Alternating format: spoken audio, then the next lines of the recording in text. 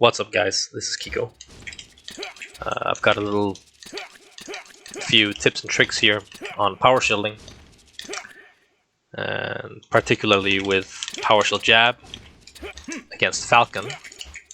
But it applies to every matchup, and it applies to every character, not just Ganondorf. But Ganondorf is probably one of the characters that benefit the most from power shielding because he's got really strong grounded options, and when you power shield a move that's not a projectile, you can use any of your grounded moves straight out of shield. So like here, he nares me, I power shield, and I jab.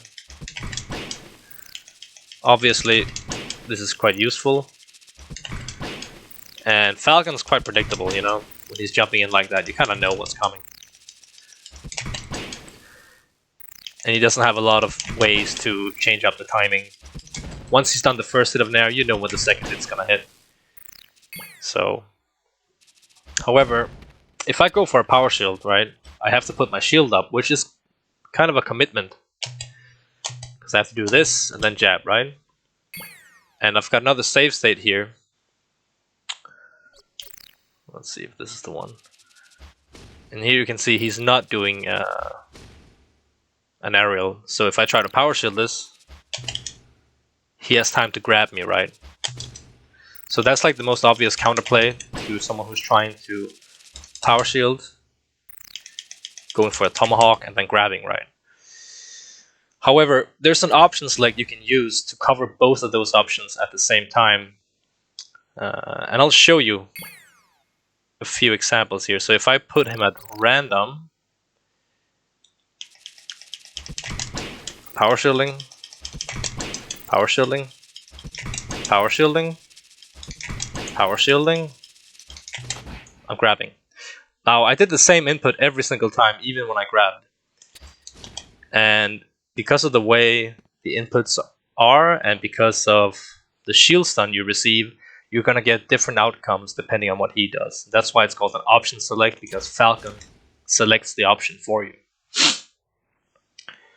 So, the inputs. Now this is important. I shield, I press R for me. Then I press A twice, okay? So it's R, A, A. Kind of looks like that, right? You've got my input display up there, you can see the rough timing of it. And the reason for these inputs are, let's just go back to the first one. So I'm pressing A twice, but I'm only jabbing him once, right? Because the first A input, nothing happens there. The first A input, I'm in shield stun.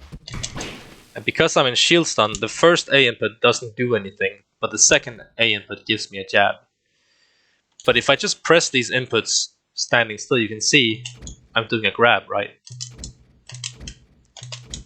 Meaning if he jumps at me without using an aerial and just lands in front of me, I grab him and I pummel.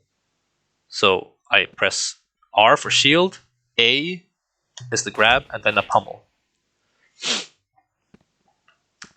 And because we're using down throw with Ganon most of the time, even at 0%, you can grab, pummel, and buffer down throw before he can mash out. He can never mash out of down throw.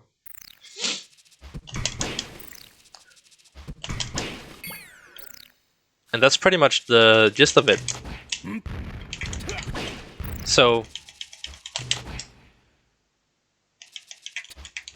this means that you can go for power shields and still punish them for trying to tomahawk at the same time, which is what most people are gonna think of. You know, like, okay, this guy's power shielding when I jump in.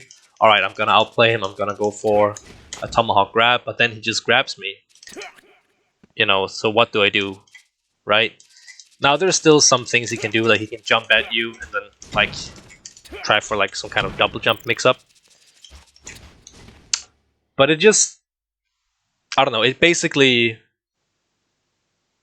I don't know how to explain this, it just makes your power shield better, you know, less committal, you're covering more options at the same time.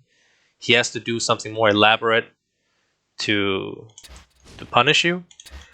And this is not the only application of Powershield option selects, and there was a lot of other ways you can option select it. You can go for like a wave dash or something, like just any kind of regular out of shield option you can combine with your Powershield to sort of do two options at the same time, where if you do get hit on your shield because of the shield stun, the out of shield option won't register, but you'll get the Powershield.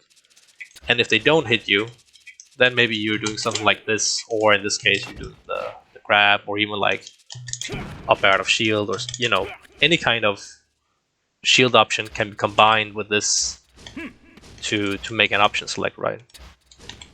So there you go. That's pretty much it. You know, and a good way to practice it is what I've got right here. I've got 2 slots. I've recorded him doing roughly the same kind of dash dance, as you can see. Then you can go to random,